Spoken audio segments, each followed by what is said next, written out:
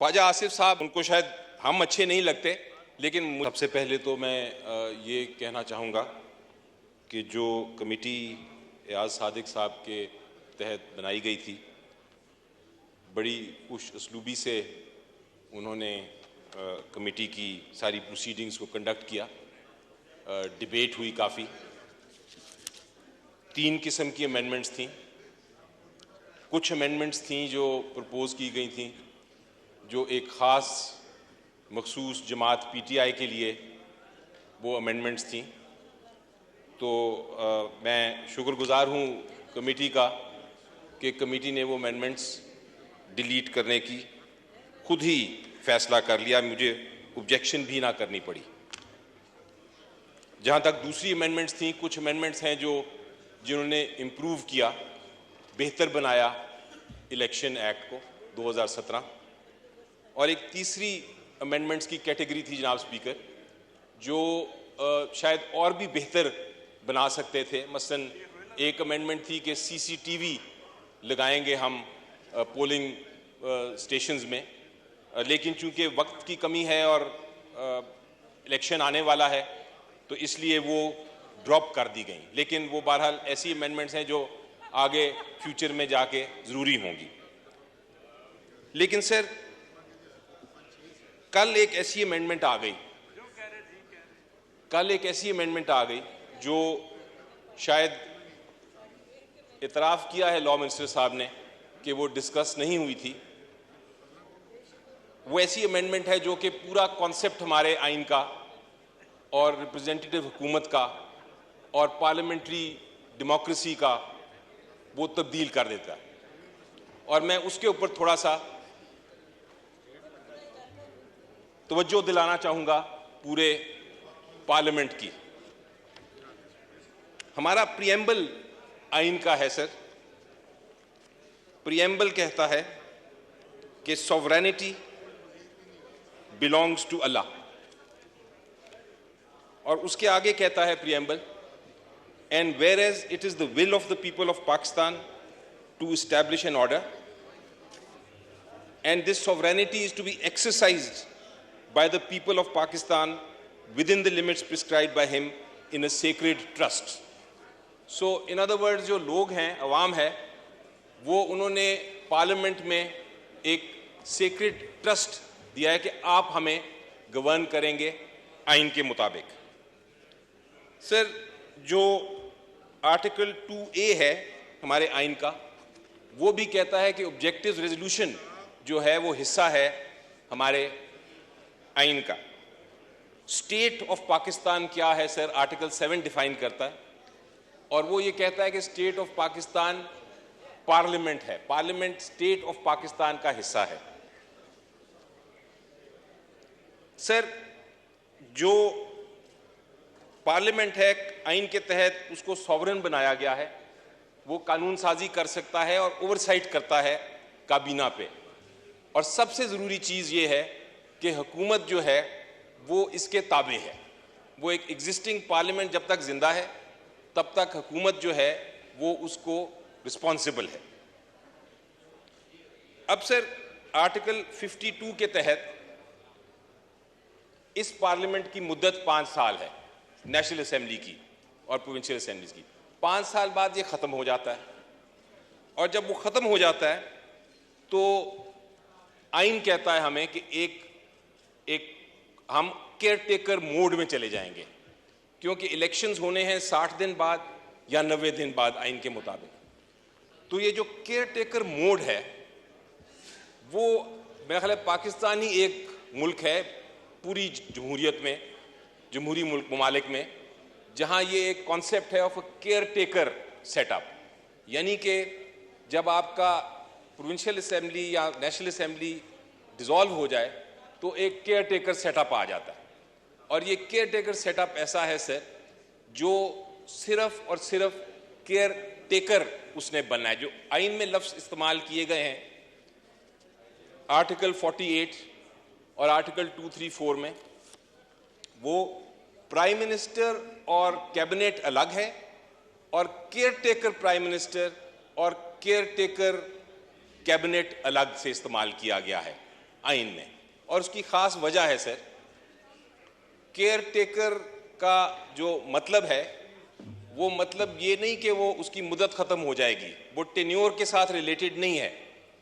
Care taker तो पता है हर एक को कि उस जब जिस वक्त नई हुकूमत आएगी, पार्लियामेंट जब आ जाएगा वापस, तो उसके बाद वो खत्म हो जाएगी। लेकिन केयर टेकर से मुराद है कि उसकी पावर्स क्या होंगी, यानी कि उसकी ताकत क्या होगी, क्या चीज वो कर सकता है इस 90 दिन के अंदर अंदर। क्या वो ऐसे अहकामात जारी कर सकता है केयर टेकर जो एक इलेक्टेड हुकूमत कर सकती है? क्या वो एक ऐसे इकदाम कर सकता है जो कि पार्लियामेंट जब है ही नहीं, क्योंकि उसके ऊपर सुपरविजन ही किसी पार्लियामेंट की नहीं, क्या वो बिल्कुल आज़ाद है और जो मर्जी करे? या केयर टेकर का मतलब ये है कि उसने डे टू डे अफेयर्स चलाने हैं? सर, केयर टेकर का मकसद क्या है? वो एक स्टॉप गैप अरेंजमेंट है, उसने स्टेटस को मेंटेन करना है। केयर टेकर रिप्रेजेंटेटिव हुकूमत की जगह नहीं ले सकता। और मेरा ख्याल है इसमें कोई दो राय नहीं है सर कि जो केयर टेकर गवर्नमेंट है वो आई है सिर्फ एक मकसद के लिए, only one job sir. And what is that job mister speaker? The job is free and fair elections. That is the only job of the caretaker. Day to day administrative affairs चलाने हैं उन्होंने। वो ये नहीं कर सकते कि वो ऐसे कोई काम करें जो इलेक्टेड हुकूमत आने वाली उसको रिवर्स ही ना कर सके। They can not make irreversible decisions. अगर हम कोई ऐसा कानून बनाने जा रहे हैं या कोई ऐसा कानून बनाना चाहते हैं जो कि केयर टेकर को केयर टेकर से तब्दील करके इलेक्टेड गवर्नमेंट के मोड में ले आएगी, उसको वो सारी ताकतें दे देगी जो एक इलेक्टेड गवर्नमेंट, जो रिप्रेजेंटेटिव गवर्नमेंट है, प्रीएम्बल ऑफ द कॉन्स्टिट्यूशन के मुताबिक इलेक्ट हुई है, पार्लियामेंट के थ्रू जो इलेक्ट हुई है, अगर वो वाली ताकत दे देगी तो हम आइन की टोटल उसको डिमोलिश कर रहे हैं, हम आइन की कत्ल कर रहे हैं। आपको मैं बताऊं जनाब चेयरमैन, ये 2017 में हमारे बड़े बड़े एक्सपर्ट्स कुछ बैठे हैं इधर, कुछ हमें छोड़ के जा चुके हैं, लेकिन बड़े बड़े लॉ एक्सपर्ट्स बैठे, पार्लियामेंटेरियंस बैठे, और उन्होंने 2017 का इलेक्शन एक्ट बनाया। और जब इलेक्शन एक्ट बनाया तो उन्होंने कहा ये केयर टेकर सेटअप का क्या मतलब है, ये केयर टेकर सेटअप को कौन सी ताकत हमने देनी है और कौन सी नहीं देनी। तो इलेक्शन एक्ट में 2017 के इलेक्शन एक्ट में चैप्टर 14 बनाया गया जनाब स्पीकर, और चैप्टर 14 में एक सेक्शन लिखा गया, सेक्शन 230, और इस सेक्शन 230 में functions of caretaker government describe की गई। और क्या कहा गया, ये हमारे I call them forefathers, मैं तो पार्लियामेंट में अभी आया हूं, लेकिन आप जैसे जो बार बार इस पार्लियामेंट में हैं, मैं आपको सबको फोर फादर्स कहता हूं ऑफ द पार्लियामेंट। आप लोगों ने बैठ के ये फैसला किया कि a caretaker government shall perform its functions to attend day to day matters which are necessary to run the affairs of the government, to assist the commission to hold elections in accordance with law, restrict itself, ना सिर्फ positive duty बताई बल्कि एक negative duty भी बताई, restrict itself to activities that are of routine, non-controversial and urgent in the public interest and reversible by the future government elected after the elections. Sir, जनाब speaker underline करें इन लफ्जों को, reversible by the future government elected after the elections. Activities have to be routine, they have to be non-controversial. D है be impartial to every person and political party. आगे कहा sir, the caretaker government shall not take major policy decisions, shall not take any decision or make a policy that may have the effect or preempt the exercise of authority by the future elected government.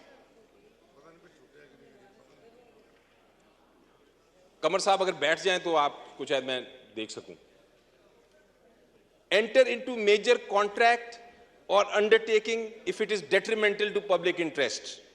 They shall not enter into any major international negotiation with any foreign country or international agency, or sign or ratify any international binding instrument except in an exceptional case. They shall not make promotions or major appointments of public officials. They shall not transfer public officials. Sir, this is part of your law made very clearly defining what a caretaker setup is.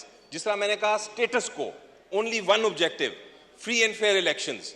वो elected government को नहीं कर सकते change, और उसकी वजह ये है कि पार्लियामेंट ही नहीं है, नेशनल असेंबली नहीं है, ओवरसाइट नहीं है. जब ओवरसाइट नहीं होगी तो केयरटेकर को आप यही पावर से ज्यादा नहीं दे सकते. अब सर इसके ऊपर ना सिर्फ पार्लियामेंट आप जैसे लोगों ने गौर किया हुआ है, इस पे हमारे कोर्ट्स ने भी जजमेंट्स दी हैं. और ख्वाजा आसिफ साहब, इनफैक्ट उनको शायद हम अच्छे नहीं लगते, लेकिन मुझे उनकी बड़ी इज्जत है. उन्होंने बड़े बड़े केसेस किए हुए हैं. उन्होंने भी खुद केस किया था एक सुप्रीम कोर्ट ऑफ पाकिस्तान में. उस केस का नाम भी ख्वाजा आसिफ केस है.